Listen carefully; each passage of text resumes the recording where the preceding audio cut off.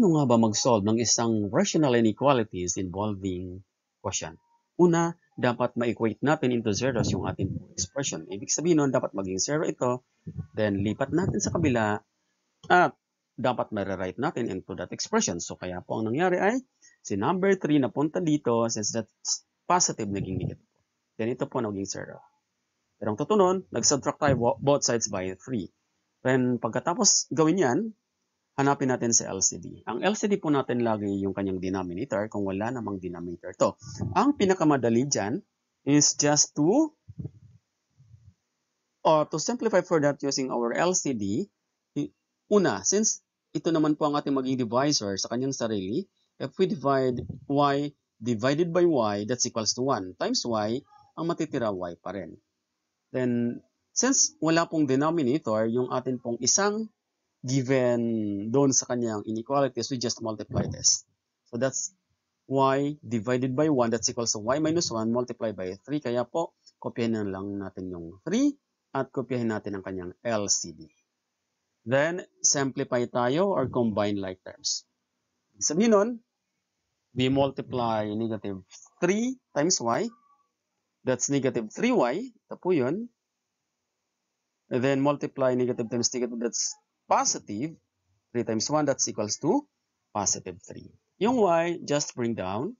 Yung kanyang denominator, just bring down. Next, after na ma-distribute po natin, yung kanyang given expressions, just combine like terms. Ibig sabihin nun, pagsasamahin natin yung parehas ng terms. So this is 1y minus 3y, that's equals to negative 2y plus 3. Binabalang natin si number 3. Silang dalawa pinag-subtract, then we just copy this. Next, since na-simplify na po sila, ito na po ang ating magiging batayan to solve for our quotient. Ibig sabihin nun, para makuha po natin ang kanilang critical number, kailangan natin kuhanin ang kanilang critical number. Mag-isip tayo ng number na isa sa kanila, pag pinalit natin sa y, dapat maging 0 ito mismo. So ano po ba yung number na pwede po natin ipalit sa y na kung saan magiging 0 po sila? Obviously, that's equals to 1. Pag pinalitan ko yung y ng 1, that's equals to 0. Ibig sabihin nun, isa sa gagamitin po natin critical number ay ang 1. Next, dapat dalawa. So ano po yung next number? Siyempre yung kasunod ng number nun, that's number 2. So ang gagamitin ko po ngayon ay ang number 2. So to solve for that, let's find out kung ano po ang mangyayari. Halimbawa, ang atin daw pong y is equals to positive 2. Ano kaya ang ating maging quotient? Ang sabi niya, ang kanyang maging quotient is negative 1. Paano nangyari yun? Let's solve the problem. Ayun naman pala. So kaya po siya naging negative 1 dahil nung pinalitan natin yung kanyang y doon sa kanyang numerator, yung y dito, pinalit natin ng positive 2. Yung y dito, pinalit natin ng positive 2. And if we simplify this, multiply mo lang, that's equals to negative 4. Pag pinagsama mo silang dalawa, that's negative 1. Divide 1, that's equals to negative 1. So sa makatuwid, ang kanilang quotient is negative 1. Now, how about kung ang atin pong y is equals to 1? Sabi niya, undefined yung magiging sagot. Kung undefined po yun, yan ang hinahanap natin sa y, isa sa kanila. So, let's find out kung bakit nga ba naging undefined. O, simple lang. Bakit naging undefined? Kasi nga po, when we substitute, nung pinalitan natin yung kanyang y dito, nasan po yun?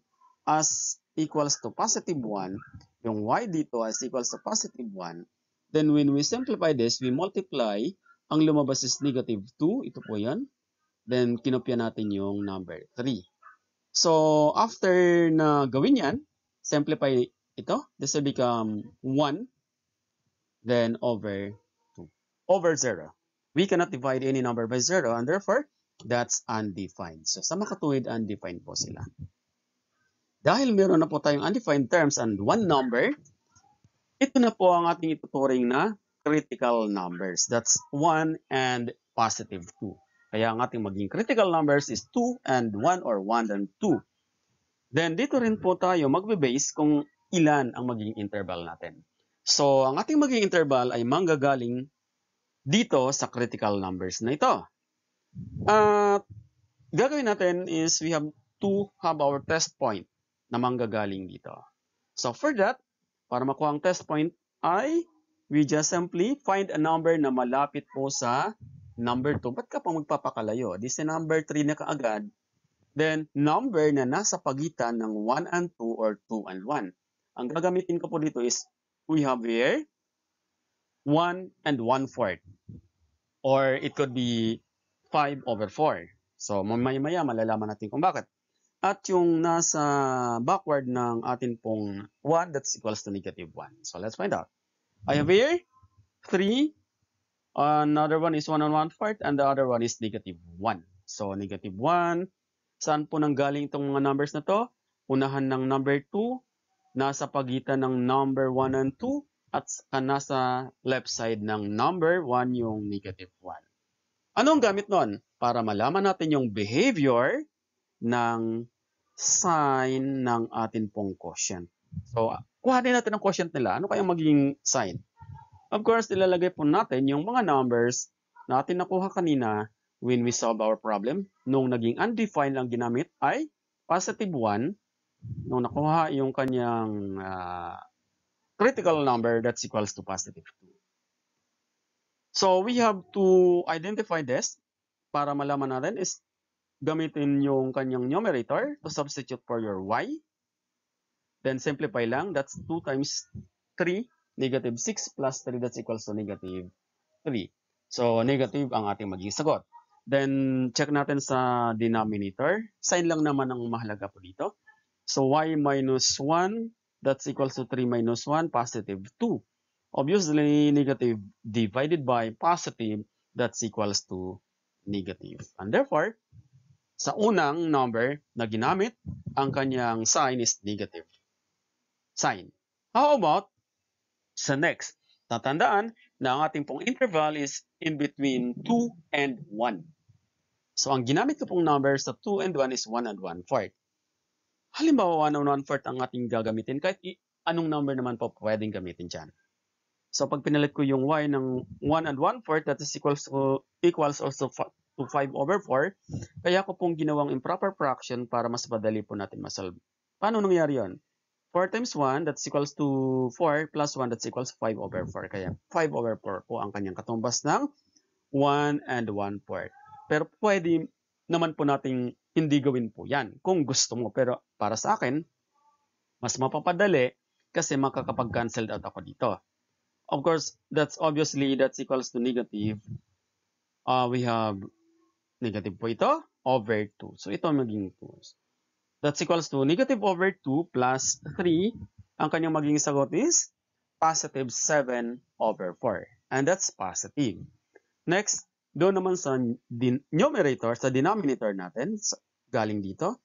If we subtract, ang kanyang magiging sagot ay positive 1/4. And therefore, yung 1 and 1/4 ay kasama sa domain. Pero yung nandito dahil negative ay hindi. Since ang tinitingnan naman po natin yung behavior ng kanyang graph, ng behavior ng ating quotient, so we have negative, positive. Ano kaya ang kasunod na sign? Tingnan natin. So kung ating pong gagamitin is negative 1 sa numerator, negative 1, ang magiging sagot is positive. Then kung gagamit tayo na sa numerator naman po, negative 1 pa rin po, ang naging sign is negative. And therefore, ang kanyang naging sign is negative. Anong napansin natin? Ang behavior ng ating pong quotient ay negative, positive, negative, positive, negative, positive. Final answer. Have a nice day.